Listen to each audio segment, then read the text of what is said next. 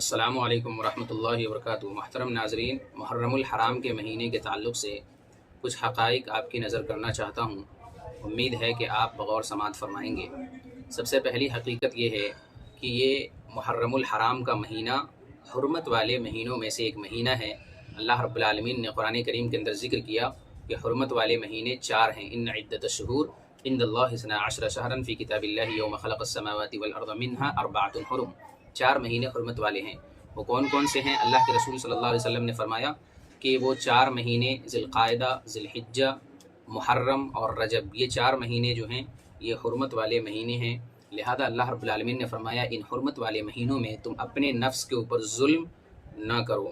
اسی طریقے سے اس مہینے کے اندر تم قتل و غارت گری بھی نہ کرو، یہ کبیرہ گناہ کے اندر شامل ہوتا ہے۔ ویسے تو قتل و غارت گری کرنا، ظلم کرنا، یہ تمام مہینوں کے اندر حرام ہے، لیکن خصوصاً اس مہینے کے اندر ان تمام چیزوں سے بچنا چاہیے، کیونکہ اللہ رب العالمین نے اس مہینے کو حرمت والا مہینہ قرار دیا ہے۔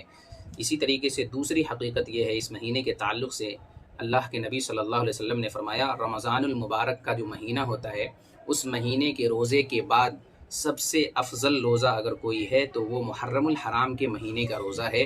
اللہ کے رسول صلی اللہ علیہ وسلم نے فرمایا اللہ کے نزدیک رمضان المبارک کے روزے کے بعد سب سے افضل روزہ اس مہینے کا روزہ ہے۔ لہذا صرف 10 محرم کی فضیلت نہیں ہے، بلکہ پورے مہینے میں اگر کوئی انسان روزے کا اہتمام کرتا ہے تو اللہ کے نزدیک رمضان المبارک کے روزے کے بعد سب سے افضل روزہ ہے۔ لہذا اس مہینے کے اندر زیادہ سے زیادہ روزوں کا بھی اہتمام کیا جائے۔ اسی طریقے سے ایک اور حقیقت یہ ہے اس مہینے کے تعلق سے کہ یوم عاشورہ کا روزہ کوئی انسان اگر رکھتا ہے تو اس کے پچھلے 1 سال کے گناہ معاف کر دیے جاتے ہیں۔ اللہ کے رسول صلی اللہ علیہ وسلم نے فرمایا کوئی انسان اگر یوم عاشورہ کا روزہ رکھتا ہے تو اس کے لیے یہ چیز 1 سال کا کفارہ بن جاتی ہے، 1 سال پچھلے گناہوں کا کفارہ بن جاتی ہے۔ لہذا یوم عاشورہ کے روزے کا اہتمام کرنا چاہیے۔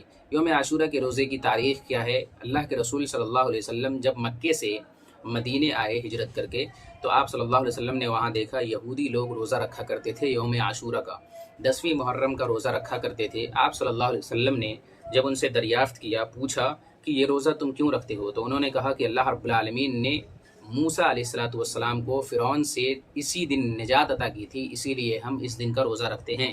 تو اللہ کے رسول صلی اللہ علیہ وسلم نے اس موقع سے فرمایا تب تو میں تم سے زیادہ اس بات کا مستحق ہوں کہ میں اس دن کا روزہ رکھوں۔ اس کے بعد آپ صلی اللہ علیہ وسلم نے یوم عاشورہ کا روزہ رکھا۔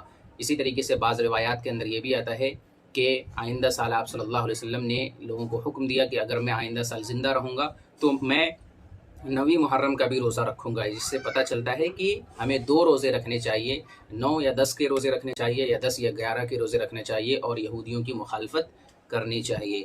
اسی طریقے سے اس مہینے کے تعلق سے ایک اور حقیقت اپنے ذہن کے اندر رکھیں، اسی مہینے میں سیدنا عمر فاروق رضی اللہ تعالیٰ عنہ جو خلیفۃ المسلمین ہیں، خلیفہ ثانی ہیں، ان کی شہادت بھی اسی مہینے کے اندر ہوئی۔ 1 محرم کو سیدنا عمر فاروق رضی اللہ تعالیٰ عنہ کو شہید کیا گیا۔ اور ایک حقیقت یہ بھی ہے کہ اسی مہینے کی 10 تاریخ کو سیدنا حسین رضی اللہ تعالیٰ عنہ کو بھی شہید کیا گیا ہے۔ یہ تھے چند حقائق محرم الحرام کے تعلق سے۔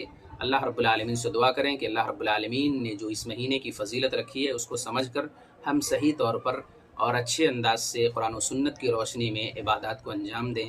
اللہ رب العالمین ہماری عبادات کو قبول فرمائیں، اور جو اس مہینے کے اندر بدعات و خرافات لوگوں نے جنم دے رکھے ہیں، اللہ رب العالمین ہم تمام لوگوں کو ان بدعات و خرافات سے بچائے۔